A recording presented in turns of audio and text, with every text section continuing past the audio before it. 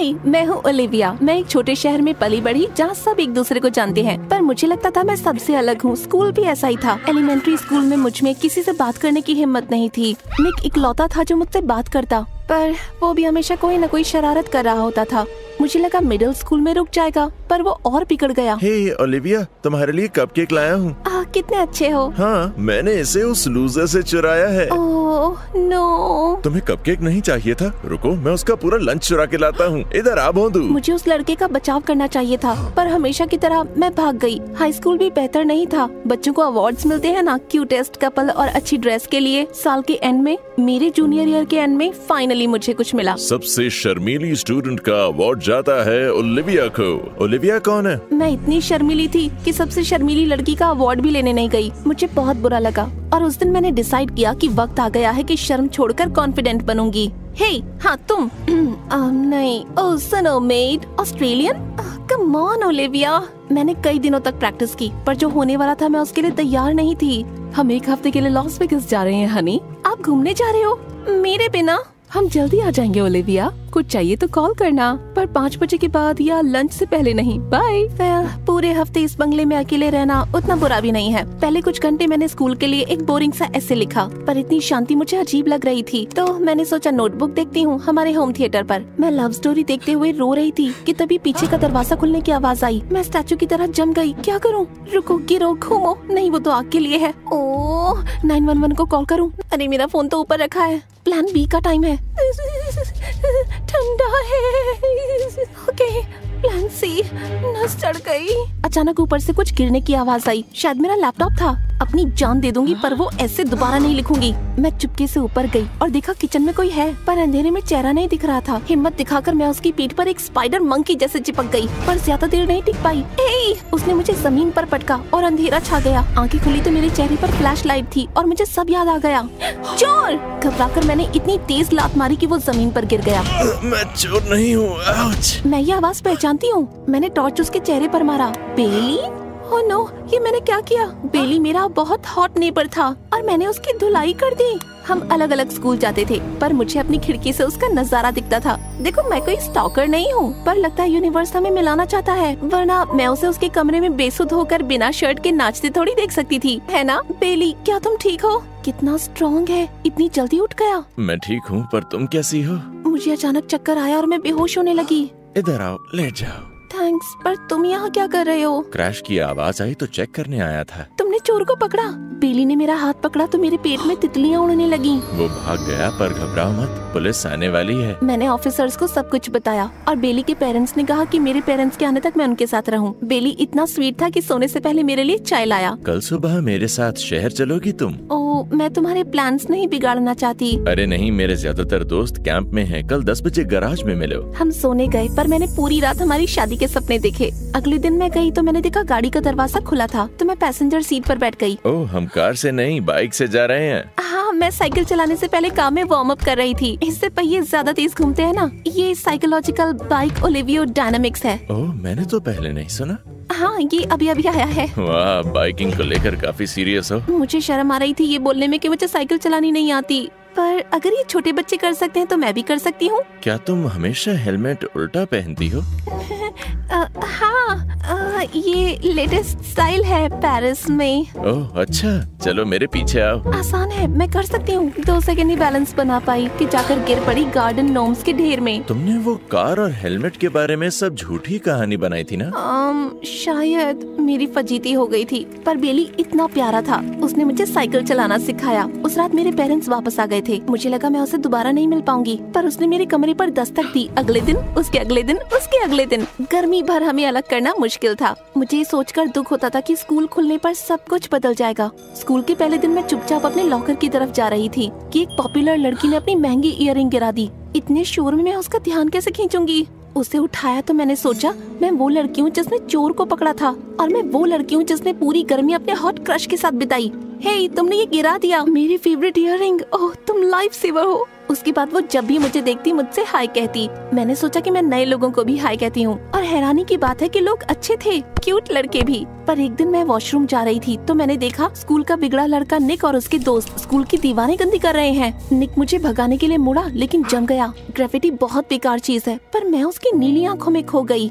निक का फोकस मुझ पर इतना था कि उसने अपने दोस्त के मुंह पर ही कलर स्प्रे कर दिया। मैं वहाँ से भाग निकली, पर मैं जानती थी कि उसकी नजरें मुझ पर हैं। पहले मैं इसे इग्नोर करती, पर अब मैं कॉन्फिडेंट थी तो मैं स्टडी हॉल में उससे बात करने गई। तुम जानते हो अगर स्कूल को गंदा करोगे तो कॉलेज नहीं जा पाओगे। मैं बनूंगा एक आर्टिस्ट। क्रिमिनल बनोगे। तुम्हारा मगशॉट डालती हूँ इंस्टाग्राम पर। फोटो खींचने के लिए मैंने फोन निकाला लेकिन टीचर ने देख लिया। स्टडी हॉल में फोन नहीं अलाउड है ओलिविया। ये उसकी गलती नहीं है, मैंने ही कहा था मेरी फोटो खींचने के लिए। ठीक है तो तुम भी जाओ अपनी गर्लफ्रेंड के साथ डिटेंशन में। डिटेंशन? गर्लफ्रेंड? पता नहीं क्या ज्यादा बुरा था। डिटेंशन में मैं निक से अलग रही ताकि वो मेरे पास न बैठ जाए, पर कोई मुझसे टकराया तो मैंने सारी गर्म चाय उस पर गिरा दी। घबराकर उसने अपनी शर्ट फाड़ दी। ओह प्लीज मुझे माफ कर दो। कोई बात नहीं, तुम्हें मुश्किल में डालने की सजा मिल गई। मैं कुछ कहने वाली थी पर मेरी नजर उसके एब्स पर गई और उसके ऊपर एक बहुत ही कूल ड्रैगन का टैटू था उसके चेस्ट पर। मुझे खुद से नफरत हुई कि मुझे वो हॉट लग रहा था। मैंने अपना सर घुमा लिया पर निक मुस्कुरा रहा था। मैं उससे दूर भागी पर उसका ख्याल मेरे दिल से जा नहीं रहा था।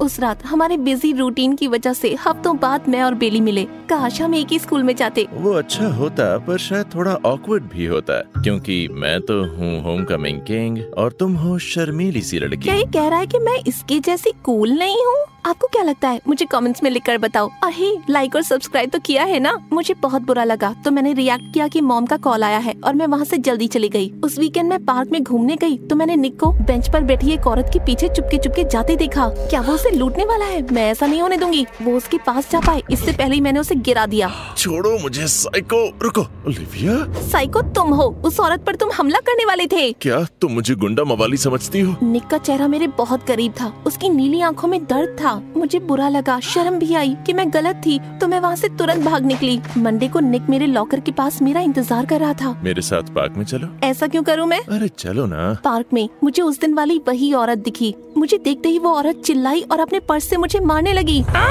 मॉम रुक जाओ। मॉम? इसने तुम पर हमला किया था। वो एक गलत फहमी थी। ये है ओलिविया।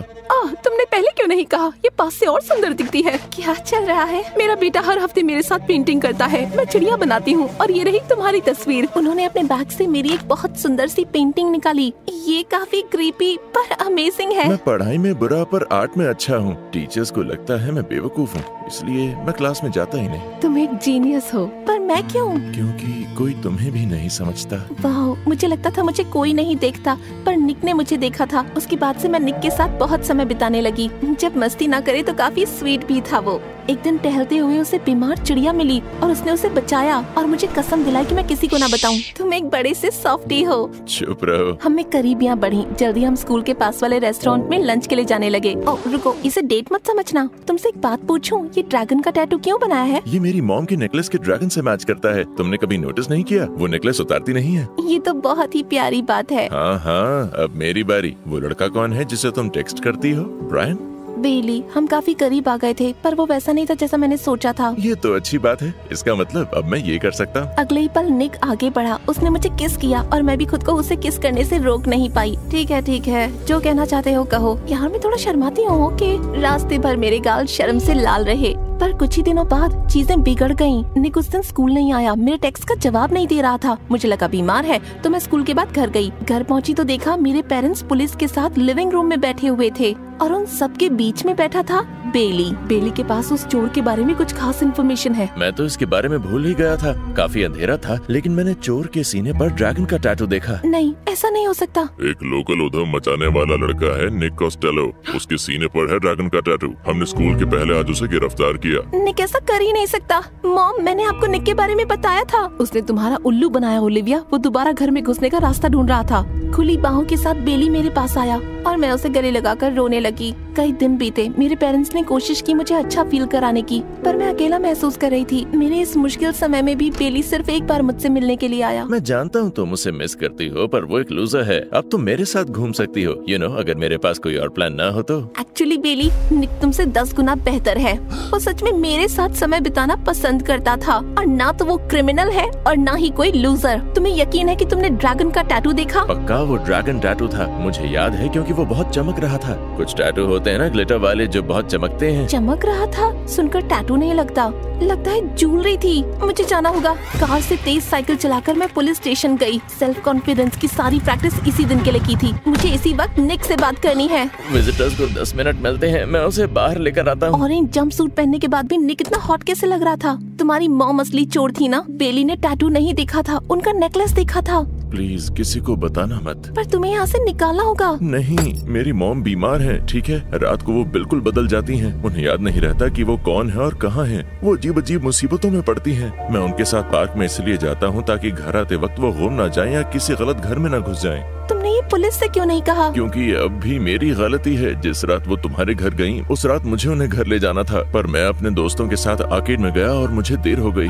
अगर पुलिस को पता चला तो वो उन्हें पागल खाने भेज देंगे। रुको, तुमने कहा आर्केड? निक, ये तो बहुत अच्छा है। वहाँ हर जगह कैमरे लगे हैं ताकि बच्चे चीटिंग ना करें। हमें पुलिस को तुम्हारी मॉम के बारे में कुछ नहीं बताना, बस बताना है कि तुम चोर नहीं हो। मैं आर्केड गई और इतना शोर मचाया कि मैनेजर को थक हार कर मुझे उस दिन की टेप देनी पड़ी। उससे साबित हो गया कि पूरा दिन निक वहीं पर था। मैं टेप लेकर पुलिस के पास गई और उन्होंने निक को छोड़ दिया। हमने निक की मॉम के लिए नया नेकलेस लिया ताकि किसी को पता न चले कि घर में वो घुसी थी। और जब भी निक बिजी होता तो उसकी मॉम के साथ मैं समय बिताती ताकि वो किसी बेचारी फैमिली को गलती से डरा ना दे। जब सब कुछ ठीक हो गया तो निक ने एक दिन मुझे शहर की एक खाली बिल्डिंग में बुलाया। निक, मुझे लगा तुमने कहा था ये रोमांटिक है, पर ये तो डरावना है। भरोसा तो करो, याद है तुमने मुझे स्कूल में ग्राफिटी बनाते हुए पकड़ा था? तुमने ये नहीं देखा मैं क्या बना रहा था? वो मुझे कोने में लेकर गया और मेरा मुँह खुला का खुला रह गया। वो एक खूबसूरत पेंटिंग थी मेरी। मैं तुमसे प्यार करता हूँ ओलिविया, हमेशा से। ये बहुत सुंदर है। I love you too. पर मैं तुमसे हमेशा से प्यार नहीं करती थी। ऑकवर्ड। निक हंसने लगा, फिर उसने मुझे खींचकर किस किया। उस पर मैंने जाना कि कभी कभी क्रेजी हालातों में भी प्यार मिल जाता है।